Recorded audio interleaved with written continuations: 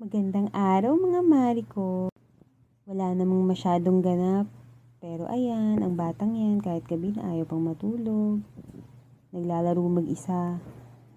Kasi nga kinuha ni ate niya yung tablet niya. Naku po, Diyos ko, ang ate. Nagawa na naman ng tablet ang batang maliit.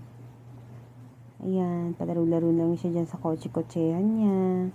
Pinabili na naman niya sa nanay niya doon sa Mr. DIY. Nako, yung batang yan, pag napapadaan doon sa SM, ay nako, talaga naman. Kung ano-anong tinuturo. Alam mo, marami pambili lagi. O, ayan, nagpapaulan-ulan na naman siya dyan. Ilang araw nang bumabagyo. Ayaw pa rin tumigil sa pagpapaulan-ulan ng laway niya. Ay, nako. Palagi kong kaaway yan. Sarap-sarap asarin yan eh. Pero love ko yan, syempre. Dahil nga love ko yan, ako, palagi na lang akong inaaway ng batang yan. Napakasuplado. Lahat na lang nga ng mga tao sa bahay, inaaway niya. Ay nako, baby Casey. Oh, di ba? Kakulitan, nadapa pa.